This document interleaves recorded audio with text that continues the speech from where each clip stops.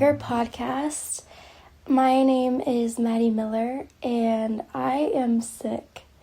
So if I look a little bit off, it's because I am. If I seem a little bit off, I am. I probably have looked, this is the best I've looked this whole week, so that should say a lot. I have been down bad with this, I don't even know what it is. I hope it's not the, what is it called? Coronavirus or, hetavirus? I don't know. All I know is it comes from rodents, and I definitely don't have that because that's scary. But I probably just have, a major cold or, I don't know. I feel like I had the flu for one night. I was really I was battling, guys. I was battling in my head. I was battling demons, okay? I was fighting them. I had my sword out. I don't know if I should say that actually on YouTube. But I was fighting, guys. I was in my bed and I was trying to go to sleep. They were coming after me. I don't know if it was the medicine I took. It was definitely that, as well as a fever. But you know when you have a fever and it just completely throws you off and you're fighting for your life? I made it out though. So here I am. It is Saturday and I'm planning to upload this video tomorrow, Sunday, because I've been trying to upload every single Sunday now instead of Fridays. It just works a lot better for my schedule right now because I'm in summer classes, and so that's what I do throughout my week, and then I also work at a restaurant, so that's where I spend most of my days during the week and weekend. But something really, really fun is coming up in the next couple weeks that I'm literally, this morning I was thinking about it, and I got butterflies in my stomach. That's how excited I am. I'm going to Greece to study more about Paul, and I took this class in college recently that was called Life and Letters of Paul, and I didn't steal this book, but I was debating on whether or not to steal it and just, get charged for it or, actually go throughout the website and, buy it and everything. And I went throughout the website and I bought it. But this book has, changed my life. Okay, not as much as the Bible has changed my life, obviously. But, this is all about Paul. And I always thought of Paul as this guy who just, came in the Bible and just, basically told everybody what to do. But I was he's probably anointed by God to do that. But until I really learned about his life and, the culture and, why he was saying the things that he was in specific letters and really learning the context of things, I have this deeper appreciation for Paul. He is my guy. I can't even explain to you, my love for him. I just love him so much. And maybe we could have a episode next week all about Paul before I go to Greece, because I will probably be taking just a mini break, because around when I get back, even from Greece, I just have a lot to do. So I might have to take a little podcast break. So maybe next week we can talk all about Paul, because I love him. Anyways, what was I saying? You know when you, talk about your boyfriend or something and, you lose your train of thought? That's what I feel like with Paul. Not saying that he's my boyfriend or anything. But, anyways, you can tell I'm single. No. Anyway. We are going to be going to where we left off last episode, which was Exodus 32 and 33. We were talking about how, there is usually a really good reason why things are taking some more time. But because we're just prone to sin and we're accustomed to certain things, we assume and then we take matters in our own hands when the matter should have been in God's hand. And we see how the Israelites, they react to when Moses is taking his time talking to God, and they're like, why are they up there for so long? Like, we are over this. Like, we need a Lord to, like, see us through, and we need, a Savior. And so they made up their own Savior, and they made up their own Lord, and they made up their own golden calf and their own idol to look up to. And that speaks to so much of what we deal with in our lives. I have so many idols, like potential idols, that could become a real threat to God, not because of like God obviously overrules all of them, but a threat in my life, in the position that God is in my life. And that's really scary. And I think that even now, in the times that we're in, we need to be really careful on our phone. That has been an idol for me, or a potential idol that I think it just steals my time away from God a lot. I will, go to social media if I'm not feeling good but it really makes me feel worse. It breeds some comparison if you struggle with comparison or not feeling good enough, which I don't really feel that anymore. But I think it just steals my time more than anything. It just fills my brain with unneeded information and just things that are not helpful. And it clouds my brain in being sensitive to the Holy Spirit and where God is in the moment. So that's something that I actually had to put a time. I have an hour each day of TikTok and Instagram, and then another hour for YouTube, because I do love YouTube. I love watching podcasts and sermons and stuff like that on YouTube, and also fun vlogs and seeing what people are up to. I just love it. I'm a girl, okay? So I think it just isn't fair to God for that to steal all of my time. And it's something that kind of has been keeping me down in the dumps a little bit, of just the thought of there's been so much of my life, and even present and some in the future, because we're not perfect, that is wasted and not spent with God. And that's very convicting. If I, go to heaven and look back at my life, I want to look back and be wow, I really soaked in the moment. I trusted what God said. And I wasn't impatient and needy for other things other than God. And I think if I look back at my life now, some seasons and sometimes some moments, I'm like that.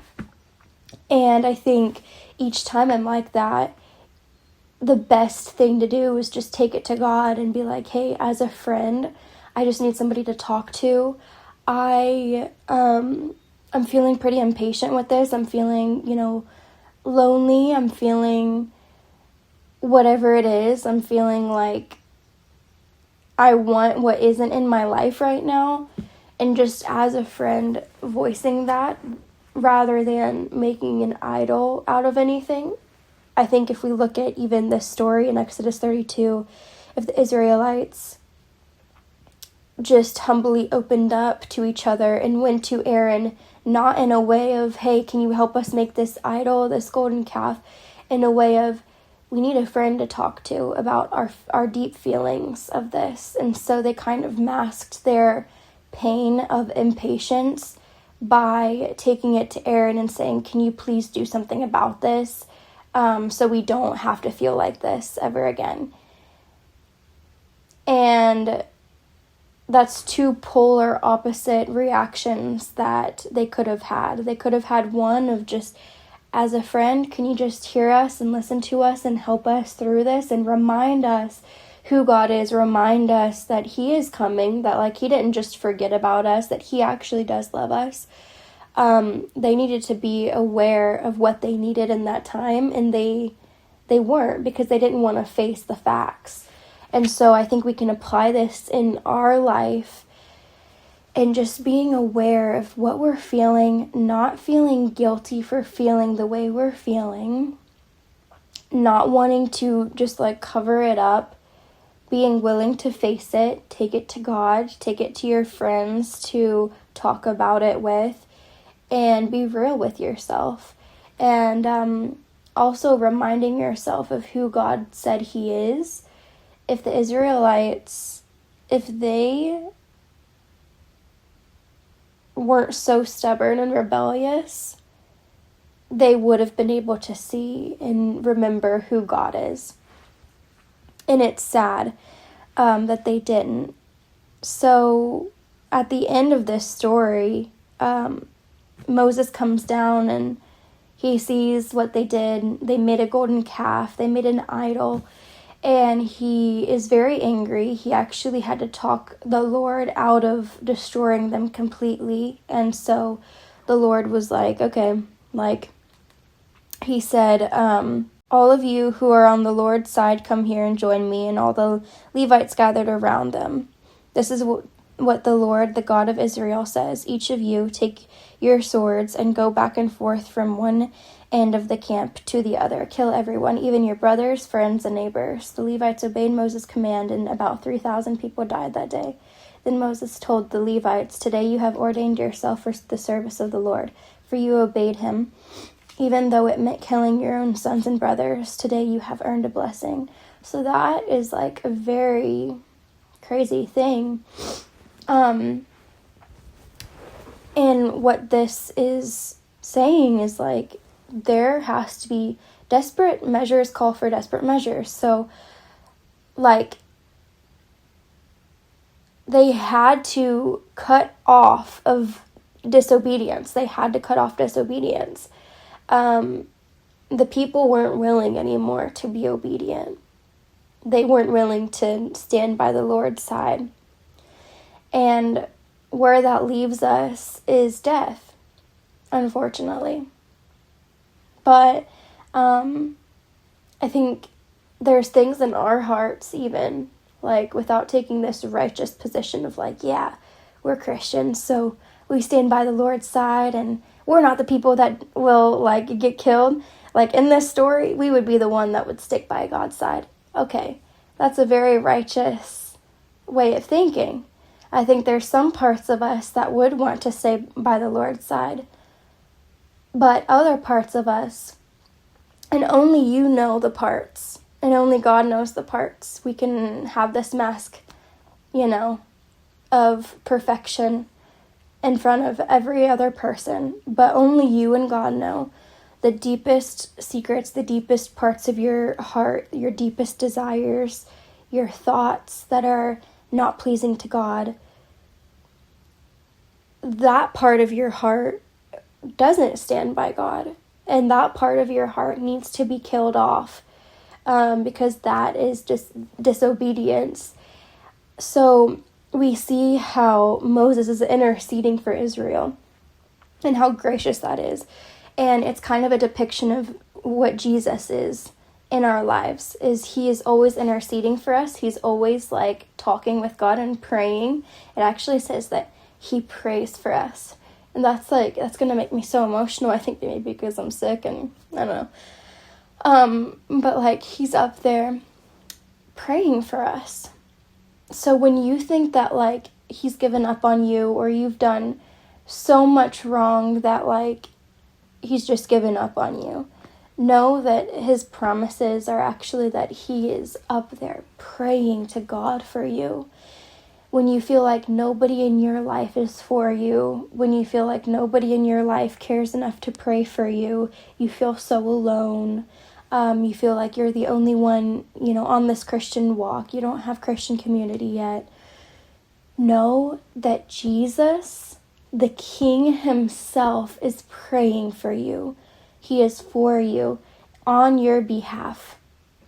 And that alone makes me want to stick by his side through all of my sin.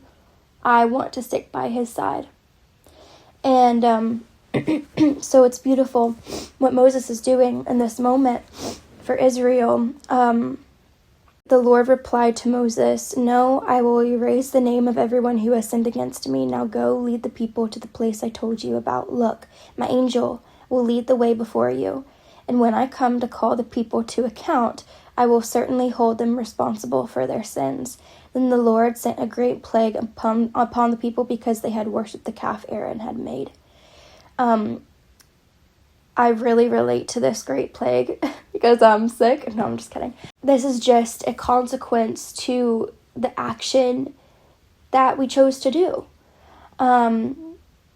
All actions have consequences, and sin leads to sickness, destruction, not just physical sickness, obviously, because I'm sick. There's grace, yet a great plague. And it's interesting looking at this because grace is not just no consequence. It's not just erasing, the effect of the action. Grace is a forgiveness. It doesn't necessarily erase the effect of the action, but it erases the action that could take place in the future. Grace is that glue for your relationship back to Jesus. And the glue will stay intact if you don't rip yourself off from it. But there is still a great plague. There is still effect to the action. And so there's this consequence of your choice. So then in Exodus 33, we get into amazingness, okay? The Lord said to Moses, "Get going, you and the people you brought up from the land of Egypt. Go up to the land I swore to give to Abraham, Isaac, and Jacob. I told them, I will give this land to your descendants, and I will send an angel before you to drive out the Canaanites, Amorites, Hittites, Perizzites, Hivites, and Jebusites. Go up to this land that flows with milk and honey. But I will not travel among you, for you are stubborn and rebellious people. If I did, I would surely destroy you along the way."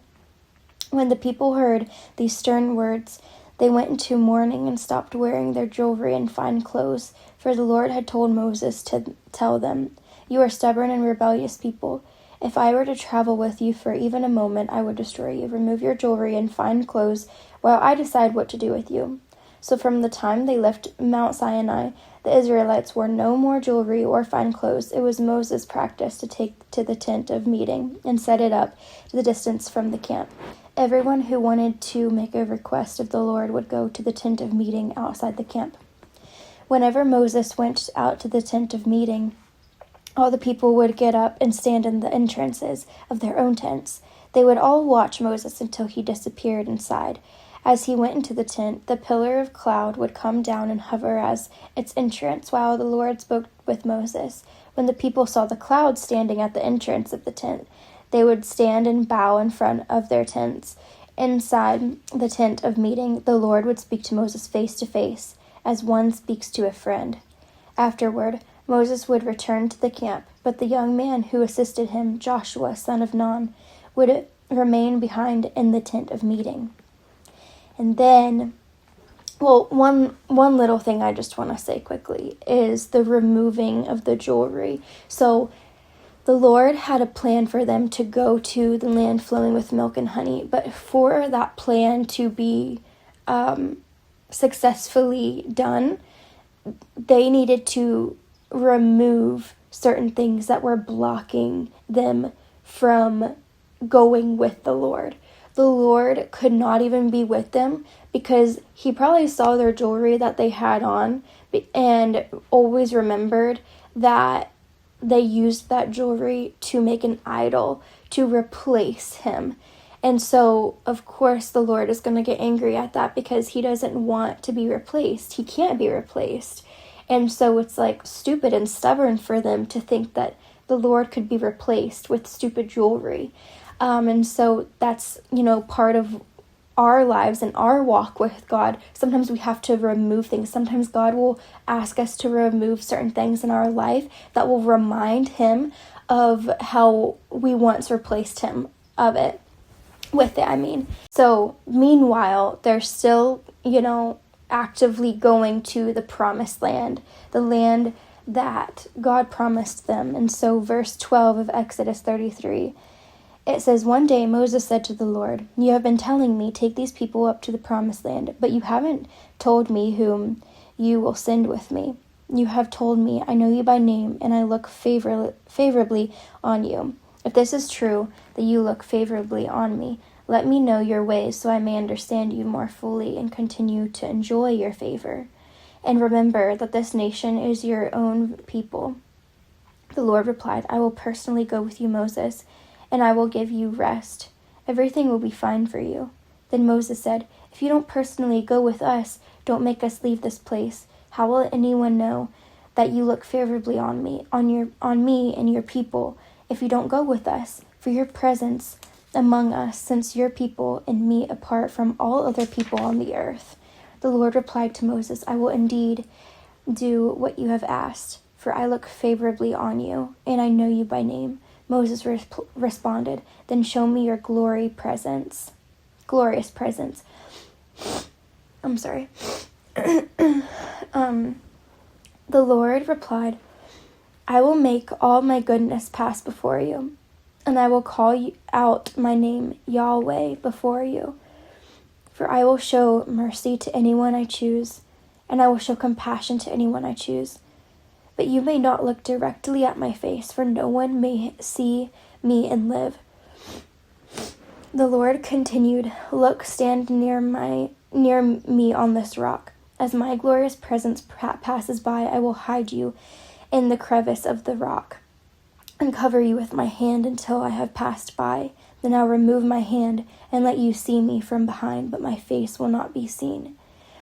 He also, his presence is so holy and sacred, and there was no, mediator for his presence. So, we could not, because of the sin that, changed the makeup of our nature and, our bodies and our brain, we were not in our glorious form that would be able to withstand and withhold God's glory.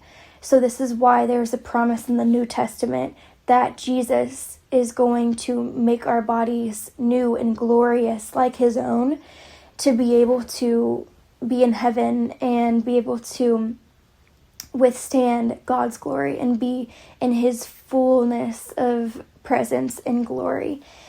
So Jesus was able to be a mediator between us and him eventually, so we can now walk in an amazing relationship with him in our day-to-day. But Moses, in a way, was like this for these people, but he even couldn't, see the face of God. The Lord, he reveals his name, a character of him. And he says, "And I will call out my name Yahweh before you. For I will show mercy to anyone I choose, and I will show compassion to anyone I choose." So this is something pretty amazing that the Lord is letting us into, something about himself, Yahweh. And so my Bible note says Yahweh is a transliteration of the proper name YHWH that is sometimes rendered Jehovah. In this translation, it is usually rendered the Lord. And if we think about what the Lord means and what it means to put like, what is the Lord of your life? This is why when we're getting baptized, we say, Jesus is my Lord and Savior. It's because you are putting him as the foundation, the pillars of your whole life. You are putting him above everything. And in this moment, these people had just put something else as Lord before who the Lord is, literally the Lord. And so the Lord is basically setting this expectation of like, this is who I am, this is what I'm worthy of, and this is why it's so harmful to put anything else above me. I think I'm going to close out this episode. Thanks for hanging out with my sick self, and thank you for supporting me and my walk with Jesus. It's crazy because I started this podcast like almost 3 years ago, and when I look back at memories and even like podcast episodes that I have done, I'm just like, wow. I can just see like my own growth, and I'm very grateful for the podcast because it's kind of like a hobby that I get to do. I have thoughts of like not doing it anymore and just like stopping and stuff like that. But I always come back to it for some reason. Like my life doesn't feel like my life without once a week just hanging out and reading the Bible and talking about the wonders of God. It just doesn't feel like my life without it. So, and along the way, I hope it helps people, and I hope that there's fruit from this. It puts the passion back into, my faith, because faith without works is dead, and this is just a way that my faith can outpour. So yeah, anyways, I am going to get back on the couch and rest more, because that's what I've been doing this week. I've been getting stuff done, but just resting for the most part. So I'm going to get back to that, and I hope you have an amazing week, and I'll see you next Sunday.